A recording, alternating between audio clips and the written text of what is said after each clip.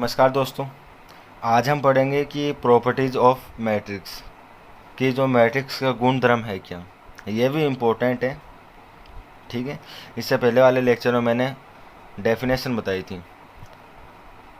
ठीक है, types of matrix कि मैट्रिक्स के प्रकार कितने, और उन सभी की मैंने डेफिनेशन आप सभी को बताई थी। मेरे अकॉर्डिंग मैंने अच्छा समझाया और आपको अच्छा समझ में भी आया होगा। ठीक है, तो आज का लेक्चर मैं लेकर आया हूँ प्रॉपर्टीज ऑफ मैट्रिक्स, मैट्रिक्स का गुणधर्म। बेटा मैं सभी करवा रहा हूँ। ठीक है, बेसिक जो है वो मैं सभी बता रहा हूँ, कुछ मैं छोड़ नहीं रहा, सिलेबस का जो है वो मैं करवा रहा हूँ। तो आप अच्छे तरीके से पढ़ें। और आपको एक बात बता दूँ कि मेरा क्या हो रहा है कि 10th और 12th दोनों के लेक्चर मैं डाल रहा हूँ यूट्यूब पर। तो अगर किसी को कोई दिक्कत आई तो आप प्लीज़ प्ले लिस्ट में देख लेना जाकर। 12th वाले बच्चे 12th के देख लेना और 10th वाले बच्चे 10th के देख लेना। वहाँ पर मैं प्ले लिस्ट में साथ साथ बना रहा हूँ, वहाँ पर आपको कोई दिक्कत नहीं आएगी। ठीक है, चलो स्टार्ट करते हैं। इसमें क्या है कि प्रॉपर्टीज ऑफ मैट्रिक्स की मैट्रिक्स का गुणधर्म क्या है। ठीक है, पहला है कि परिवर्त आव्यूह, ट्रांसपोज ऑफ मैट्रिक्स। इसके डेफिनेशन क्या बोलता है और थोड़ा ध्यान से देखना। एग्जाम्पल मैंने इसमें शो नहीं किया, मैं आपको एग्जाम्पल भी साथ साथ बता दूंगा। ठीक है, परिवर्त आव्यूह में क्या होता है, देखो मारवाड़ी भाषा में बता देता हूँ कि अगर आपके पास कोई मैट्रिक्स है, कोई भी मैट्रिक्स मान लो ए कोई मैट्रिक्स है। ठीक है, अब उसमें क्या होगा, वो क्या हो सकती है कि वर्ग मैट्रिक्स भी हो सकती है, यानी जितने स्तंभ उतने पंक्ति। समझ रहे हो। और अलग अलग मैट्रिक्स भी हो सकती है, 2/3 की भी हो सकती है, 3/2 की हो सकती है, 2 पंक्ति 3 स्तंभ, 3 पंक्ति 2 स्तंभ, इस तरीके से। ठीक है, तो उसमें क्या होगा कि जो पंक्ति है उसकी, उसको आप स्तंभ के रूप में लिख दो, और जो प्राप्त जो मैट्रिक्स होगी वो पहले वाली मैट्रिक्स जो मूल मैट्रिक्स है उसका परिवर्त आव्यूह कहलाएगा, यानी ट्रांसपोज ऑफ मैट्रिक्स कहलाती है। आया समझ में कि पंक्ति को स्तंभ या फिर स्तंभ को पंक्ति परिवर्त कर दो, पंक्ति को स्तंभ में लिख दो, स्तंभ को पंक्ति में लिख दो। एक काम कर लो आप, प्राप्त होने वाली मैट्रिक्स मूल मैट्रिक्स के जो ए मैट्रिक्स दी हुई है उसकी परिवर्त मैट्रिक्स कहलाएगी। ठीक है, चलो अब डेफिनेशन पर आते हैं। इसमें मैंने क्या लिखा है, इसमें मैंने लिखा है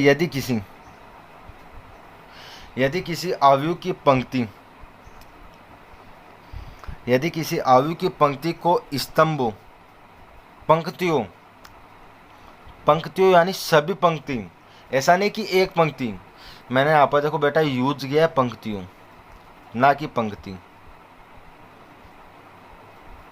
बहुवचन यानी सभी के सभी पंक्तियों को स्तंभों में तथा स्तंभों को पंक्तियों में बदल दिया जाए। ठीक है, तो प्राप्त आव्यूह यानी प्राप्त मैट्रिक्स, मूल आव्यूह मतलब जो मैट्रिक्स दी हुई थी हमें, मूल आव्यूह का परिवर्त आव्यूह कहलाता है। मूल आव्यूह का परिवर्त आव्यूह कहलाता है। नोट देने वाली बात है यहाँ पर कि आव्यूह ए के परिवर्त आव्यूह को, जो मैंने आव्यूह ए हमें जो मैट्रिक्स दी हुई है उससे मैंने ट्रांसपोज ऑफ मैट्रिक्स मैंने बनाई, उसको ए की पावर टी या ए डैश से प्रदर्शित किया जाता है। ए की पावर टी को हम बोलते हैं बेटा ए का ट्रांसपोज, मैट्रिक्स ए का ट्रांसपोज। समझ लो। चलो एक एग्जांपल लेते हैं। अब एग्जांपल में क्या होगा कि आप या तो वर्ग मैट्रिक्स ले लो या 2/3, 3/2, किसी प्रकार के आप कोई भी एक मैट्रिक्स उठा लो और उसको क्या करना है कि उसकी पंक्ति को स्तंभों के रूप में लिख दो और स्तंभों को पंक्ति के रूप में लिख दो। प्राप्त होने वाली मैट्रिक्स ट्रांसपोज ऑफ मैट्रिक्स से लगेगी। आया समझो। चलो एग्जांपल लेते हैं। मान लो कि मैंने ले लिया एक मैट्रिक्स ली मैंने 2/3 की मैं मैट्रिक्स ले लूँगा। चलो वर्ग मैट्रिक्स ले लेते 3/3 की। नंबर्स ले लो 1, 4, 5, 2, 6, 8 0, 3 और 7। ये कोई मैंने मैट्रिक्स ली, इस मैट्रिक्स को मैंने नाम ले लिया ए। अब मेरे को क्या करना है कि इसका ट्रांसपोज ऑफ मैट्रिक्स बनानी है, ठीक है, यानी परिवर्त अवयव बनाना है मेरे को इसका। तो मैं क्या करूँगा कि इसका ट्रांसपोर्ट ले लो, इसको मैंने क्या किस तरीके से दिखा हुआ, a की पावर t बराबर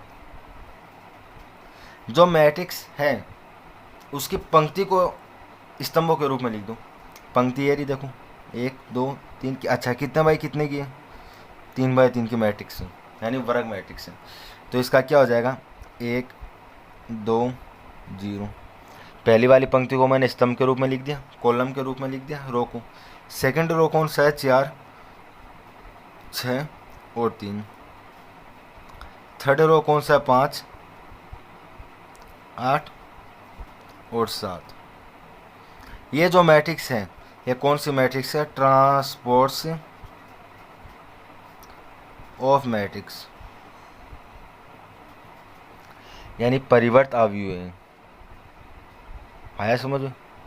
चलो आगे बढ़ते हैं।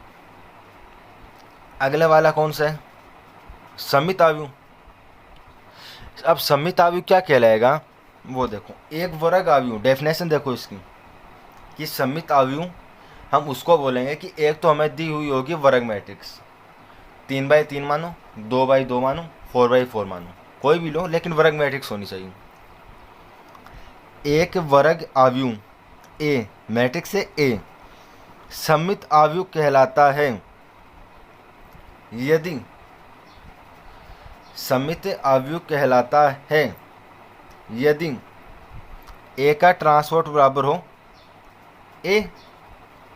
समझ रहे हो, यानी जो मैट्रिक्स दी हुई है हमें, जो मैट्रिक्स दी हुई है हमें, ए का ट्रांसपोर्ट बराबर ए, ये हमें प्रदर्शित करना है। अब बेटा इसमें क्या होगा, LHS लो या RHS लो, ए के बराबर ए का ट्रांसपोर्ट करो या फिर ए का ट्रांसपोज बराबर ए करूँ, दोनों एक ही बात है, क्योंकि बीच में निशान किसका है, इक्वल का।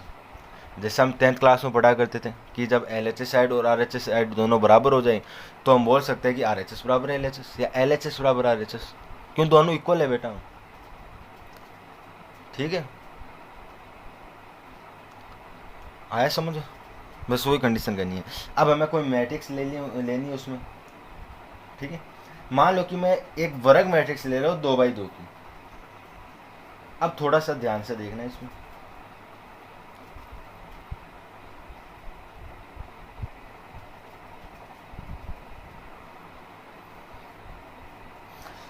दो -3 -3 और 4, ये मैंने ले लिया ए, कोई मैट्रिक्स है। अब सममित अवयव की जो कंडीशन होती है बेटा वो क्या होती है कि अगर यहाँ पर -3 है, कि कहने का मतलब है कि मुख्य विकर्ण, ये जो मुख्य विकर्ण है अगर ये -3 है तो ये भी -3 ही होगा, ठीक है। और ये भिन्न हो सकते हैं, 2 ले लिया मैंने और 4 ले लिया। आया समझ में? मेरे को बेटा कंडीशन बनानी है कि ए की पावर t बराबर ए, ये मेरे को प्रदर्शित करना है। अच्छा चलो इस ऊपर वाले जो मैट्रिक्स मैंने ए ली वो देखो एक बार, ये कोई मैट्रिक्स ए, ठीक है, उसका मैंने ट्रांसपोज कर दिया। क्या दोनों इक्वल है, ये इक्वल है नहीं है बेटा, क्योंकि यहाँ पर 1 2 0 जबकि यहाँ पर 1 4 5 है। तो हमें वो मैट्रिक्स लेनी है जिनका ट्रांसपोर्ट लेने के बाद दोनों बराबर हो जाए, कि ए बराबर 1 की पावर टी हो जाए या फिर ए बराबर ए का ट्रांसपोर्ट हो जाए। अब इसका ट्रांसपोज करके देखो आप, पंक्ति को स्तंभ में लिखूं या स्तंभ को पंक्ति, चलो ऊपर वाले में मैंने पंक्ति को स्तंभ में लिखा, अब इस मैट्रिक्स में मैं स्तंभ को पंक्ति में लिख रहा हूँ। ये पहला स्तंभ है 2 और -3, इसको पंक्ति में क्या हो जाएगा 2 और -3। सेकंड स्तंभ है -3 और 4, लो क्या ए बराबर ए का ट्रांसपोर्ट है, क्या दोनों इक्वल है बेटा, यानी इस प्रकार की मैट्रिक्स जो होगी वो क्या होगी, सममित अवयव कहलाएगी, ठीक है। चलो अगला जो मेरा है वो है विषम अवयव।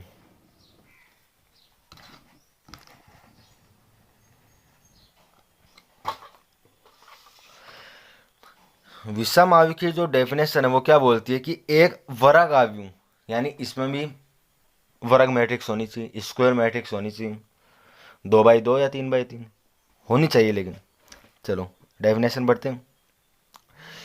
एक वर्ग आव्यूह ए विषम आव्यूह कहलाता है यदि ए का ट्रांसपोर्ट बराबर हो जाए -a। आया समझ में? अब मैंने एक इसमें मैट्रिक्स लिए। अच्छा, इससे नीचे मैंने एक नोट में एक लिखिए, कोई मतलब हेडिंग लिखी है। वो मैंने क्या लिखी है देखो, विषम सममित आव्यूह के मुख्य विकर्ण के सभी अवयव शून्य होते हैं हमेशा। इसका रीजन बताऊंगा कि शून्य होता है क्यों, लेकिन शून्य होता है हमेशा। क्या मैंने जो मैट्रिक्स ए लिए, क्या उसका मुख्य विकर्ण सभी शून्य है बेटा? चलो अब मैं क्या करूंगा कि अब इसकी भी एक कंडीशन होती है। मैंने जो समित आव्यूह मैंने क्या होता है कि अब अगर -3 है तो ये भी -3 होगा। अगर यहाँ पर 1 है तो इसका अपोजिट होगा यहाँ पर -1। ये कंडीशन है, याद रखनी पड़ेगी आपको। अगर यहाँ पर -2 है तो यहाँ पर क्या होगा, -2, सॉरी बेटा, यहाँ पर प्लस होगा। अगर यहाँ पर +2 है तो यहाँ पर होगा -2, यानी अपोजिट होंगे। अगर यहाँ पर -3 है, यहाँ पर अगर +3 है तो यहाँ पर होगा -3, यानी ये सभी क्या हो गए, एक दूसरे के अपोजिट हो गए। और लेकिन जो मुख्य विकर्ण के सभी एलिमेंट है वो क्या होंगे, शून्य होंगे। अब मैं इसका ट्रांसपोर्ट्स कर रहा हूँ। अब थोड़ा सा ध्यान से देखना कि ट्रांसपोर्ट्स मैं किस तरीके से करूँगा।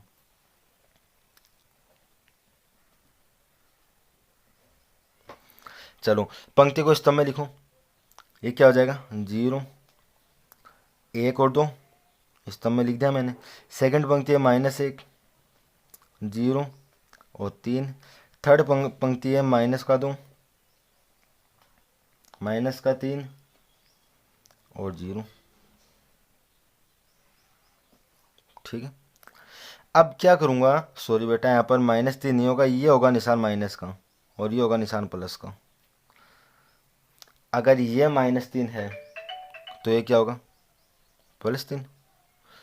ठीक है, मैंने सभी के सभी मैंने इसमें लिख दिए। अब मैं क्या करूँगा कि मेरे को तो ये दिखाना है कि ए का ट्रांसपोर्ट बराबर क्या होगा, माइनस का ए।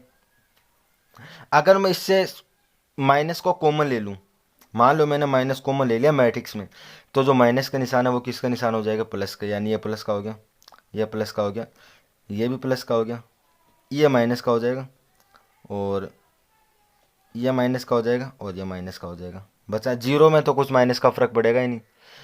ठीक है, यानी तब क्या हो जाएगा, ए का ट्रांसपोर्ट बराबर क्या हो जाएगा, -a। आया समझे? चलो अब मैंने नीचे लिखा है कि विषम सममित आव्यूह के मुख्य विकर्ण के सभी अवयव शून्य होते हैं क्योंकि परिभाषा से aij बराबर क्या हो जाएगा, -aij। अगर यदि यहाँ पर देखो कि मैंने लिखा है aij बराबर माइनस का aij, और यहाँ पर ट्रांसपोर्ट लेता नहीं क्या हो जाएगा, ji। ठीक है, और माइनस का निशान तो डेफिनेशन में आता ही। अगर मैं यहाँ पर i बराबर 1 लिख दूँ और j बराबर मैं 1 लिख दूँ तो क्या हो जाएगा, a11 बराबर -a11, a11 बराबर -a11। ये माइनस इधर आएगा, प्लस का क्या हो जाएगा, 2a11 बराबर 0, यानी a11 बराबर क्या हो जाएगा, 0। और a11 यही तो होती है, क्या है, 0 आ रहा है। अगर मैं यहाँ पर 2 लिख दूँ, i बराबर 2 और j बराबर 2, तो ये 2i j बराबर 2a22 बराबर 0, यानी a22 बराबर क्या हो जाएगा, 0। ऐसे a33 बराबर क्या हो जाएगा, 0। यानी इसके सभी मुख्य विकर्ण के सभी एलिमेंट 0 हैं। इस कारण जो विषम सममित आव्यूह, इसलिए जो विषम सममित आव्यूह के मुख्य विकर्ण के जो एलिमेंट होते हैं उनका मान 0 होता है। रीजन मैंने आपको बता दिया कि किस कारण उनका मान 0 होता है। ठीक है दोस्तों, आई होप कि आप सभी को समझ में आया होगा। थोड़ा सा ध्यान से देखना है लेक्चर। अगर किसी प्रकार की कोई त्रुटि हो या आपको समझ में नहीं आया हो तो प्लीज़ मेरे को कमेंट बॉक्स में लिख के बताना, और किसी प्रकार से मेरे से कोई गलती हुई होगी तो प्लीज़ मेरे को क्षमा करना। ठीक है, बहुत बहुत धन्यवाद, शुक्रिया।